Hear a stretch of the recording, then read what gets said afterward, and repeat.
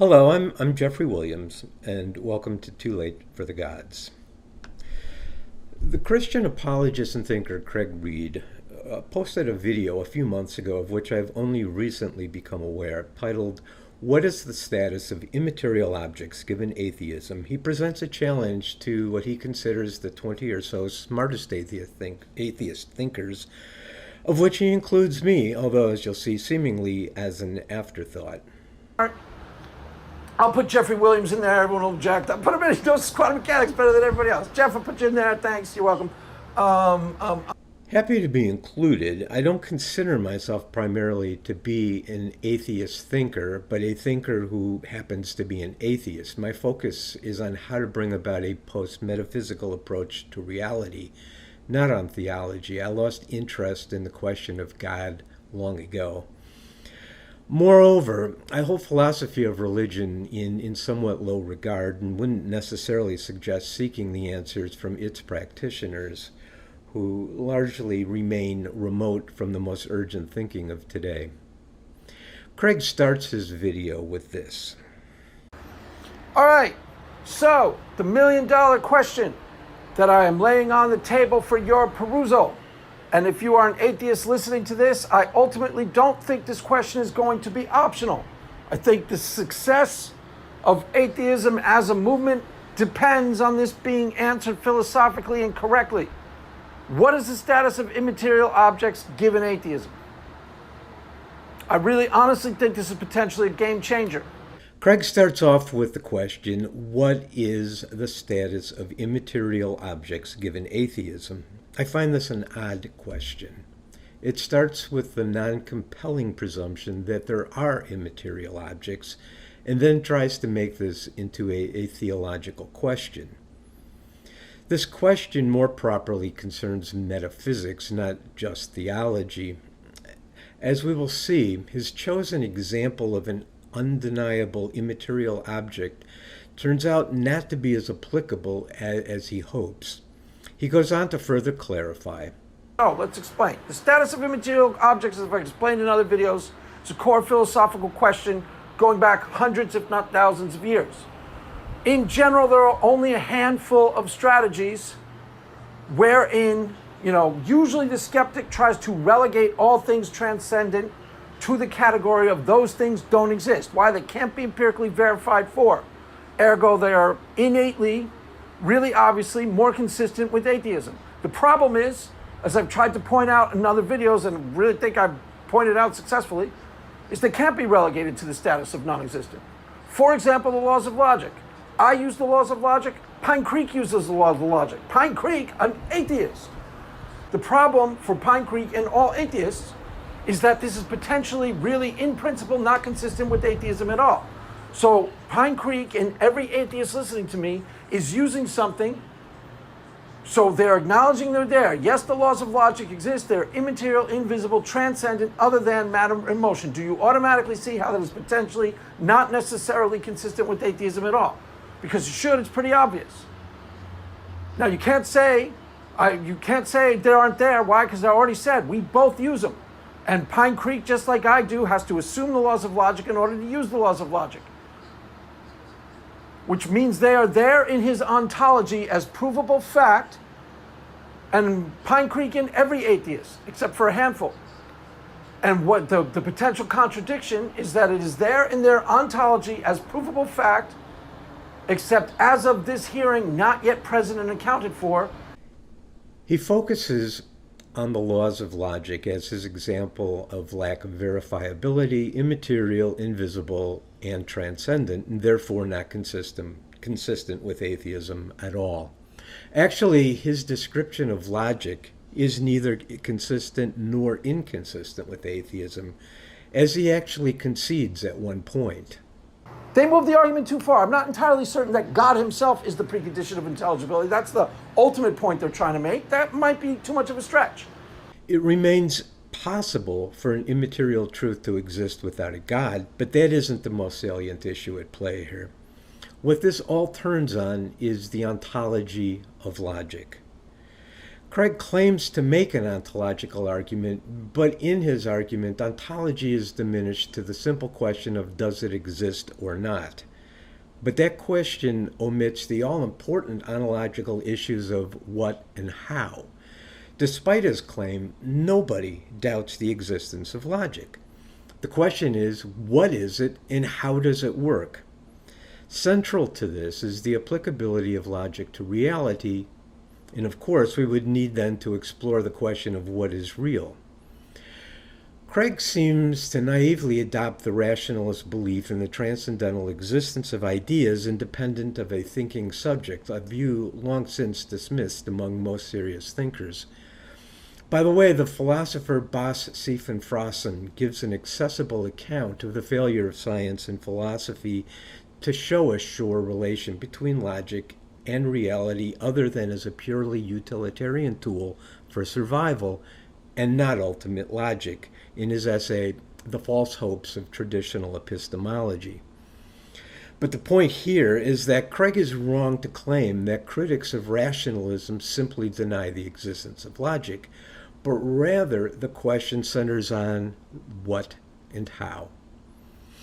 What follows is a grossly abbreviated and simplified response, but should anybody wish to go more deeply into this, either in conversation on this channel or privately, I would be happy to do so.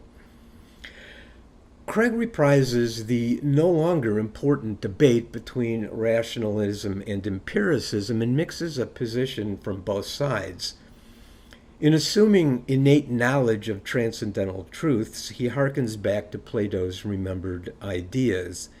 His focus on logic draws on the empiricist tendency of Aristotle to reason from physics, which supposes a rational universe and the infallibility of reason to understand it. Both, however, accept logic as a valid method for understanding the universe. Rationalists employed deduction from primary transcendent ideas, and empiricists primarily employed induction from observation. But until Hume came about, there was little question of the ability of logic to describe the world as it is.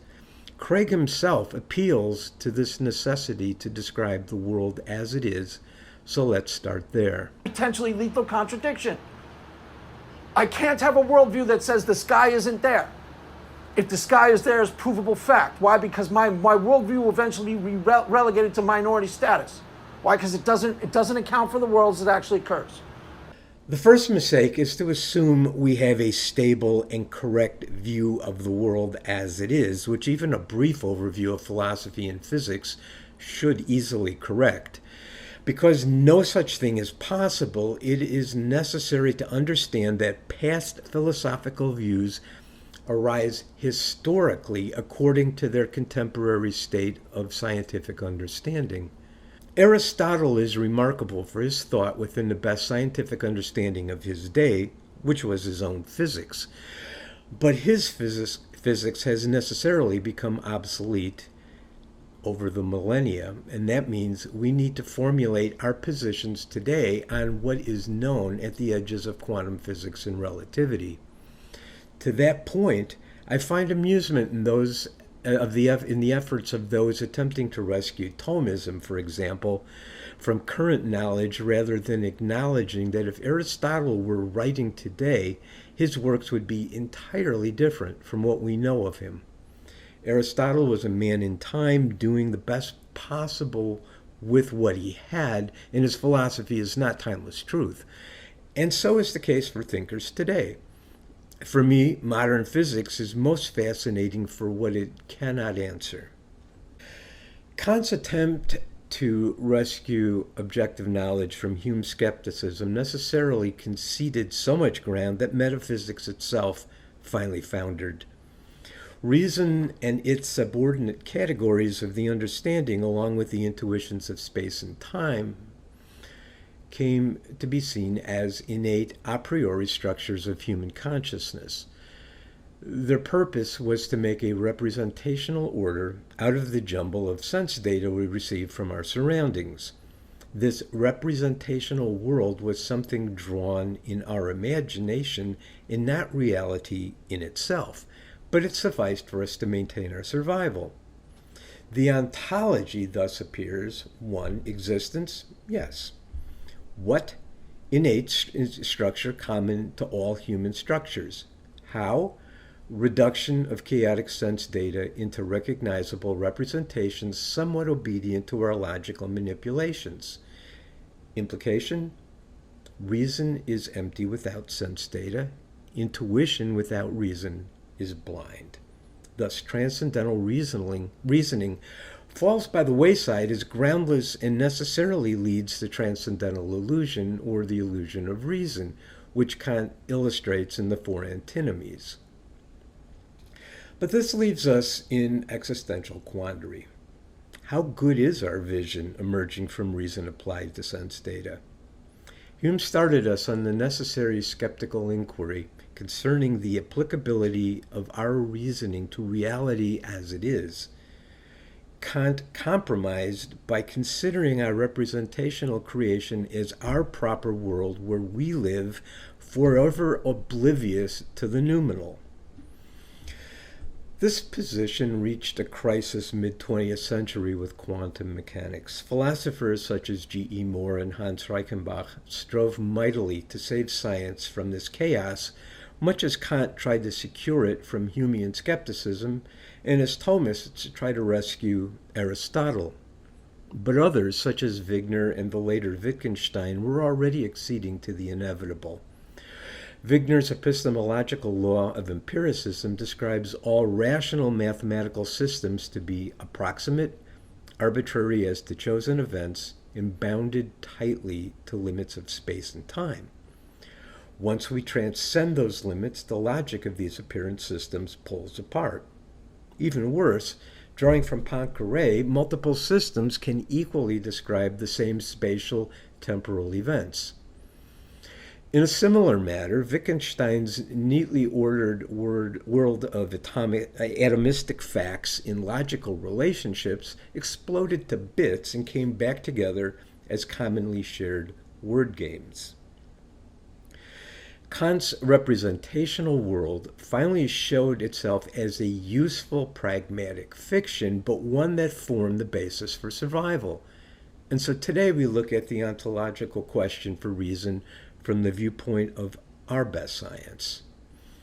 From evolutionary biology, logic is an evolved trait that was largely responsible for our successful adaptation. From neuroscience, it is largely as Kant described, an innate structure to order the confusion of sense data and enable more or less intricate reasoning of probabilities in order to anticipate and plan.